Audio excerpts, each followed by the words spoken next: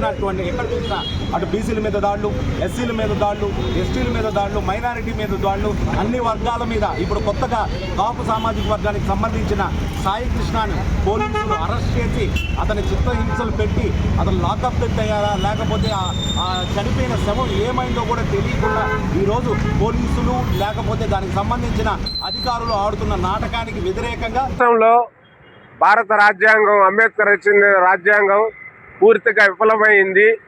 అసలు ఏమాత్రం నాలెడ్జ్ లేని వ్యక్తి, ఇంకిత జ్ఞానం లేని వ్యక్తి, రాజకీయం అంటే ఏంది, భారత రాజ్యాంగం అంటే తెలియని వ్యక్తి లోకేష్ రచించిన రెడ్ బుక్ రాజ్యాంగాన్ని లాకప్ డెత్ మేము చాలా తీవ్రంగా ఖండిస్తున్నాము. ఇది ఈ రాష్ట్రంలో ప్రతి ఒక్కరు కూడా ఇది వర్తిస్తుంది. రేపు పొద్దున్న సాయి కృష్ణకే కాదు, ప్రతి కుటుంబంలో కూడా ఈ విధంగా అయ్యే అవకాశాలు ఉంటుంది.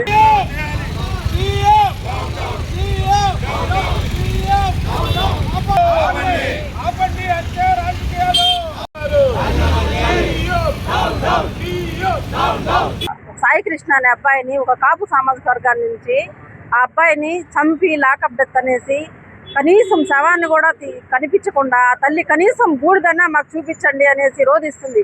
ఒక ఎలక్షన్ ముందు పవన్ కళ్యాణ్ గారు కాపులకి అధికారం కావాలి, నేను రేపు అధికారంకి వస్తే కాపులకు న్యాయం చేస్తాను, కాపు కులస్తులందరూ ఏకంగా వచ్చి నన్ను గెలిపించండి అని చెప్పేసి ఈ రాష్ట్ర కాపులందరినీ కూడా ఏకం చేసి కాపులు కూడా నమ్మి మనోడు ఒకడు సీఎం అవుతాడు అని చెప్పేసి అతన్ని నమ్మి ఓట్లు వేస్తే ఈరోజు చంద్రబాబు నాయుడు మోక చెత్త కింద నీళ్ళు తాగుతూ ఆయన చెప్పినట్టు నడుచుకుంటున్నాడు తప్ప కాపులకి ఎక్కడ న్యాయం చేయాలి. కాపుల మీద మే 9వ తేదీ పోతే అబ్బాయి తీసుకొని పోతే పోలీస్ స్టేషన్కు, ఇది వరకు కూడా అబ్బాయి ఆచూకీ కనపల్లా.